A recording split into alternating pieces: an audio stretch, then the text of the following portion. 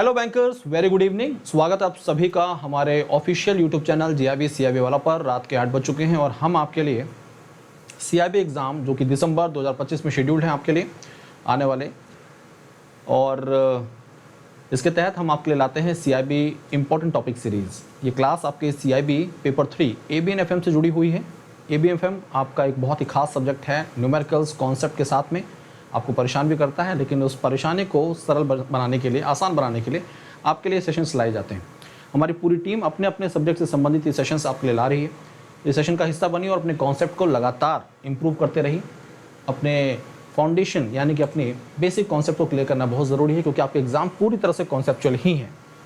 आज की क्लास में हम मॉड्यूल सी की दूसरी क्लास डिस्कस करने जा रहे हैं, जहाँ पर हम डिस्कस करेंगे डीसीएफ वैल्यूएशन के बारे में और डिविडेंड डिस्काउंट मॉडल क्या होता है इसके बारे में। ठीक है, तो क्लास की शुरुआत करते हैं। मॉड्यूल सी इस समय पढ़ रहे हैं। मॉड्यूल सी है वैल्यूएशन, मर्जर्स एंड एक्विजिशन। खास है, एग्जाम में यहाँ से न्यूमेरिकल्स के स्टडीज बनते हैं, एमसीक्यूज बनते हैं। अब पिछली क्लास में आपने पढ़ा कि कॉर्पोरेट वैल्यूएशन होता क्या है, किसी भी कंपनी, किसी भी एंटिटी, किसी भी फर्म की वर्थ क्या है, इसको पता करना।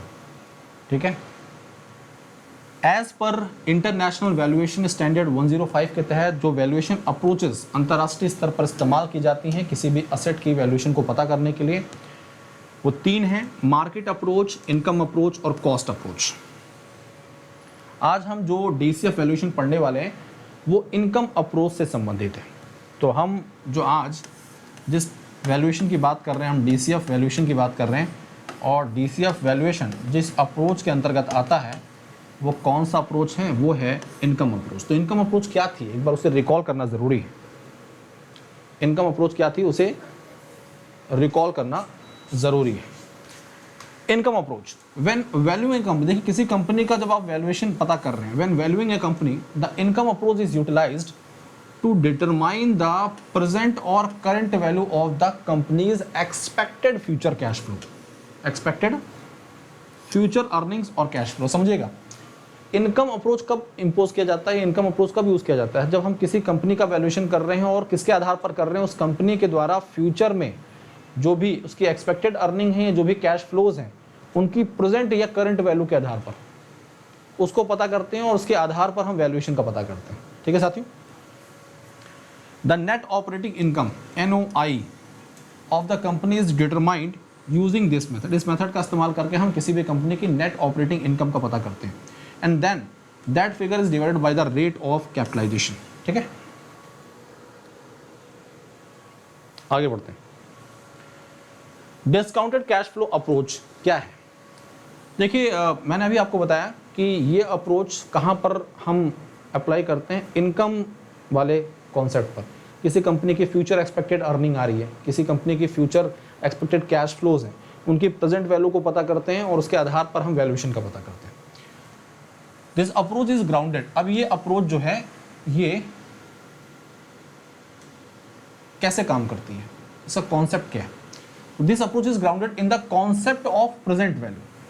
किस पे काम करती है? कॉन्सेप्ट ऑफ प्रेजेंट वैल्यू पर, which states that the value of any asset is equal to the sum of the asset's predicted future cash flows expressed as a present value. समझिएगा, किसी भी असेट की वैल्यू को हम कैसे पता करते हैं? किसी भी असेट की वैल्यू को हम ये मान के चलते हैं वो बराबर होगी किसके, जो भी उस पर्टिकुलर असेट के माध्यम से फ्यूचर में एक्सपेक्टेड कैश फ्लोज आएंगे उसकी प्रेजेंट वैल्यू की। अब समझिएगा, ये मान लीजिए एक असेट है, ए जो है एक असेट है,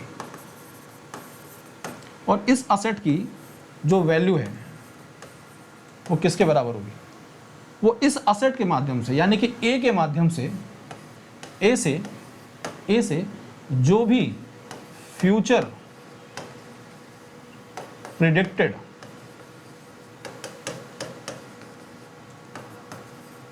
कैश फ्लो जनरेट हो रहा है, इसकी प्रेजेंट वैल्यू के बराबर होगा। तो ये जो वैल्यू, इस कंपनी की जो वैल्यू है वो किसके बराबर होगी? इस पर्टिकुलर असेट से जो भी फ्यूचर एक्सपेक्टेड कैश फ्लोज आ रहा है उनकी प्रेजेंट वैल्यू से बराबर होगी। तो ये प्रेजेंट वैल्यू बराबर होगी इसकी वैल्यू की। तो यानी कि हमें इस पर्टिकुलर असेट से जो भी फ्यूचर कैश जनरेट हो रहा है उनकी प्रेजेंट वैल्यू का पता करना होगा और उसको जोड़कर हम इस कंपनी की वैल्यूएशन का पता करते हैं। ठीक है, तो डिस्काउंटेड कैश फ्लो अप्रोच क्या है आपके सामने, the cash flow will be different. देखिए जो भी कैश फ्लो होता है किसी असेट से, अलग अलग असेट्स होते हैं तो उनके अपने अलग अलग कैश फ्लोज होते हैं। जैसे स्टॉक से क्या मिलता है, डिविडेंड मिलेगा। कूपन की बात करें, इंटरेस्ट रेट की बात करें तो ये बॉन्ड से जुड़े होते हैं। Face value bonds, cash flow after taxes for real estate projects. तो हर अलग अलग प्रकार के असेट्स हैं और उन अलग अलग असेट्स से अलग अलग प्रकार के कैश फ्लोज होते हैं। ठीक है, level of risk associated with the expected cash flows will determine the how the discount rate is calculated. समझिएगा, किसी भी असेट्स से जो भी एक्सपेक्टेड कैश फ्लोज आ रहे हैं उससे संबंधित जो रिस्क होता है उससे हम पता करते हैं, जो भी रिस्क एसोसिएटेड होता है उससे हम पता करते हैं क्या यहाँ पर डिस्काउंट रेट का इस्तेमाल हुआ है। डिस्काउंट रेट का मतलब एक तरह से जो रिटर्न मिल रहा है। हायर रेट्स, जितने ज़्यादा रेट्स होंगे, will be applied to the riskier assets. Higher rates जो होते हैं वो अप्लाई किए जाते हैं riskier assets, while lower rates will be applied to the safer projects. Safer projects के लिए लोअर डिस्काउंट रेट्स होते हैं। ठीक है, अब हम पढ़ने जा रहे हैं डिविडेंड डिस्काउंट मॉडल। अब देखिए किसकी बात कर रहे हैं, डिविडेंड डिस्काउंट मॉडल की बात कर रहे हैं। अभी हमने बात की थी कि मैं एक इन्वेस्टर हूँ, किसी कंपनी के शेयर मैंने परचेज कर रखे हैं। एक तरह से देखा जाए उस कंपनी के शेयर से मुझे क्या इनकम जनरेट हो रही है, डिविडेंड ही रिसीव होगा। बाकी मार्केट में कंपनी के शेयर ऊपर की तरफ जा रहे हैं वो अलग चीज़ है। ठीक है, उससे तो मेरी इनकम जनरेट होगी, लेकिन यहाँ पर कंपनी के माध्यम से सीधा सीधा जो मुझे इनकम जनरेट हो रही है वो क्या हो रही है, वो डिविडेंड रिसीव हो रहा है। देखिए, the dividend discount model is quantitative, एक क्वांटिटेटिव मेथड है of valuing A companies equity share. किसी भी कंपनी की इक्विटी शेयर की वैल्यू का पता करने के लिए एक मेथड है dividend discount model. Based on the assumption, किस चीज़ के अजम्पशन पर बेस्ड है, that the fair price of the share, जो भी कंपनी का शेयर का फेयर प्राइस है वो किसके बराबर होगा, present value of the companies future dividends. अब देखिए ये कंपनी है एबीसी।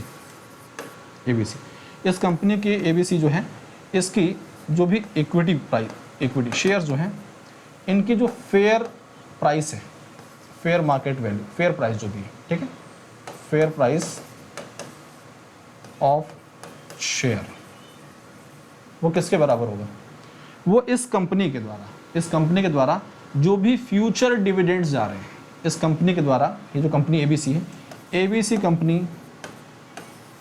क्या फ्यूचर डिविडेंड्स प्रोवाइड करेगी, फ्यूचर में जो भी डिविडेंड्स प्रोवाइड करेगी इनका प्रेजेंट वैल्यू जो भी होगा उसके बराबर।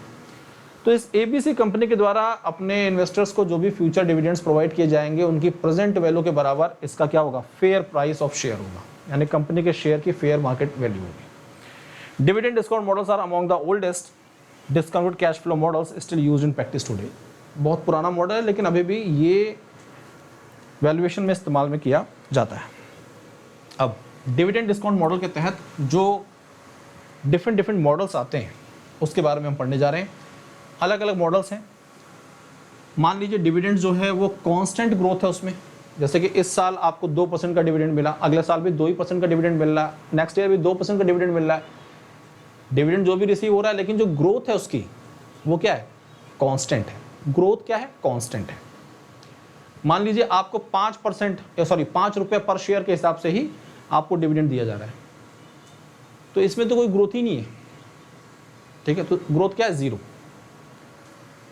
तो constant growth model, zero growth model, 2 stage, शुरुआत में बहुत तेजी से ग्रोथ और फिर कुछ समय बाद वो लीनियर यानी कि एक कांस्टेंट नॉर्मल ग्रोथ हो जाती है। एच मॉडल जो है ये भी एक प्रकार का मॉडल है। आपके एग्जाम में अगर मैं 2 स्टेज की बात करूं, एच मॉडल की बात करूं, इनका कंपैरिजन पूछ लिया था कई बार। 3 स्टेज ग्रोथ, ये इन दोनों का कॉम्बिनेशन है, ठीक है। तो अगर हम बात करें इन डिफरेंट मॉडल्स के, सबसे पहले तो आपको नाम याद होने चाहिए। एग्जाम में जो न्यूमेरिकल पूछा जाता है वो यहां से पूछा जाता है।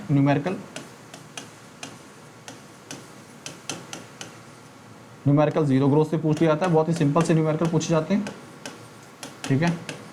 तो न्यूमेरिकल यहाँ से अमूमन पूछ लिए जाते हैं। अब आपके सामने कांस्टेंट ग्रोथ मॉडल जो है इसका फॉर्मूला है। अब देखिए एक्सप्रेशन में पूरा यहाँ पर डिराइव नहीं कर सकते हम लोग, क्योंकि उसको डिराइव करने का कोई मतलब नहीं है। आपका पेपर ऑब्जेक्टिव है, सब्जेक्टिव नहीं है। तो आपको बस फॉर्मूला दिमाग में रखना है और इस फॉर्मूले के आधार पर जो भी न्यूमेरिकल्स आएंगे उनको अटेम्प्ट करना है। बस आपको क्वेश्चन में ये पहचानना होता है कि जो भी न्यूमेरिकल दिया गया है उसमें आपको कौन सा मॉडल यूज़ किया जा रहा है, किसके मॉडल के बारे में चर्चा हो रही है। ठीक है, तो ये देखिए, ये कांस्टेंट ग्रोथ मॉडल का फॉर्मूला आपके सामने है। पी नॉट क्या है? ये है current fair price of the share. कोई भी कंपनी उसका करंट फेयर प्राइस क्या है। D1 क्या है? ये डिविडेंड, एक्सपेक्टेड डिविडेंड जो मिल रहा है 1 ईयर फ्रॉम नाउ, 1 साल बाद। R जो है ये रेट ऑफ रिटर्न है रिक्वायर्ड बाय द इन्वेस्टर, और G जो है ये ग्रोथ है। G क्या है? ग्रोथ है। G इज अ ग्रोथ, ये ग्रोथ है, डिविडेंड ग्रोथ जो हो रही है। अब ग्रोथ क्या? कांस्टेंट है। न्यूमेरिकल में गिवन होगा कि 2% के हिसाब से एवरी ईयर ये डिविडेंड डिस्ट्रीब्यूट हो रहा है, तो 2% के हिसाब से ग्रोथ बताई जा रही है। तो देखिए P not is equal to D by R minus G, ये फॉर्मूला याद रखिएगा। अब आपके सामने एक न्यूमेरिकल है, a company paid a dividend of 5 per share, यानी कि ये क्या है? D है। This year dividends are expected to grow, यानी कि growth at a rate of 6% per year. अब सर यहाँ पे क्लियर मेंशन कर दिया कि 6% पर ईयर के हिसाब से डिविडेंड ग्रो कर रहे हैं, तो हर साल 6% के हिसाब से ही बताया जा रहा है, यानी कि कौन सा मॉडल है? कांस्टेंट ग्रोथ मॉडल है। If the required rate of return is 12%, यानी कि जो R है वो कितना है? 12% है। G जो है वो है 6% है। What should be the current price of the stock? अब समझिएगा यहाँ पर फॉर्मूला क्या यूज़ करना है आपको, कांस्टेंट ग्रोथ वाला। D1 R minus G, simply value put करनी है। D क्या है? D है 5, R क्या है? R है आपका 12%, तो इसको न्यूमेरिक में कन्वर्ट कर लीजिए 0.12। ठीक है जी, ऐसे समझ लीजिए, सिंपल सी बात है। पहले तो 12% माइनस 6%, ये क्या हो जाएगा? 6% हो जाएगा आपका। ठीक है, अब आप बोलेंगे कैसे?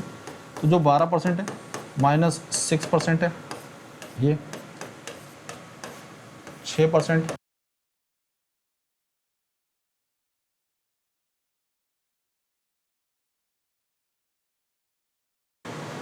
ठीक है, तो ये कैलकुलेशन आपका, फिर से एक बार मैं इसको बता देता हूँ। ये न्यूमेरिकल दिया गया आपको, इसमें लिखा हुआ है कि डिविडेंड जो है 5 रुपीज़ पर शेयर के हिसाब से मिल रहा है, यानी कि डी जो है वो 5 रुपीज़ है।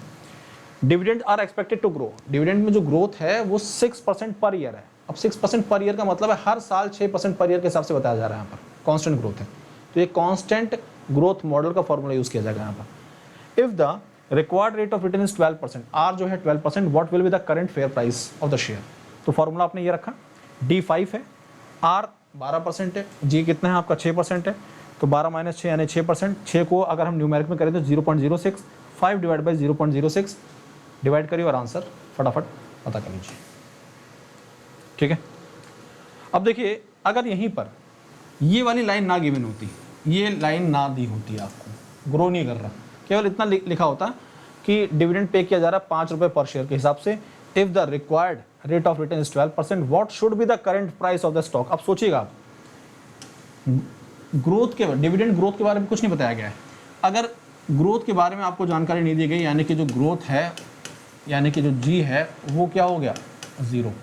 तो इस केस में ज़ीरो ग्रोथ मॉडल आपका इस्तेमाल होगा। ज़ीरो ग्रोथ मॉडल का फॉर्मूला क्या हो जाएगा?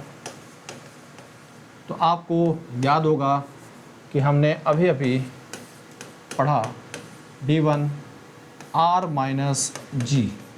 अब G क्या है? G है 0, इसका मतलब D क्या था आपका? 5 रुपीज़ डिवाइड बाई, फॉर्मूला आपका क्या होगा? P not is equal to D by R, यानी कि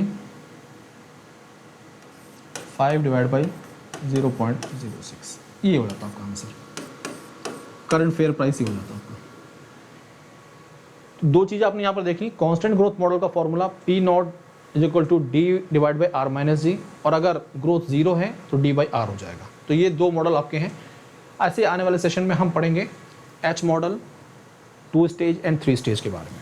अब बात करते हैं CIB एग्ज़ाम को क्लियर करने के लिए वन स्टॉप सॉल्यूशन क्या है। CIB एग्ज़ाम पेपर की संख्या 5 है, 4 मेन पेपर, 1 इलेक्टिव पेपर, सारे के सारे पेपर आप एक बार में क्लियर करना चाहते हैं तो इसके लिए ज़रूरी है एक ऐसा महापैक जिसमें सारे कोर्सेज को बहुत ही अच्छे तरीके से डिज़ाइन किया गया हो और हर प्रकार के कोर्सेज उसके अंतर्गत शामिल किए गए हों। तो जब हम चर्चा करते हैं महापैक की तो इसके अंतर्गत फाउंडेशन बैच के अलावा और भी नंबर ऑफ बैचेस होते हैं।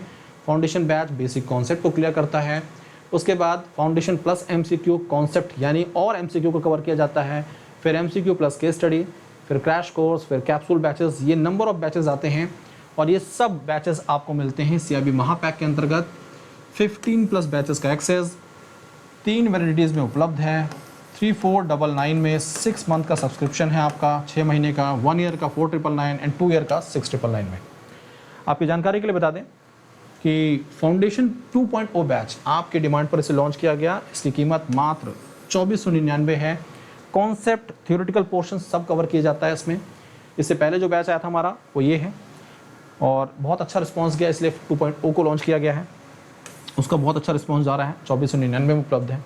इंडिविजुअल कोर्सेज की बात करें तो इंडिविजुअल कोर्सेज आपके 799 में उपलब्ध हैं। और Telegram channel jab_cap by Bhaskar sir, इस पर्टिकुलर चैनल के साथ आप जुड़ सकते हैं अपने डाउट्स, अपनी क्वेरीज को क्लियर करने के लिए। आज के लिए अभी के लिए इतना ही, धन्यवाद। पढ़ते रहिए, आगे बढ़ते रहिए। आप सभी साथियों को रक्षाबंधन की ढेर सारी शुभकामनाएं और इस पर्व को अपने परिवार के साथ मनाइए और मुलाकात होगी आपसे आने वाले मंगलवार को, ट्यूसडे को। तब तक के लिए धन्यवाद। Thank you.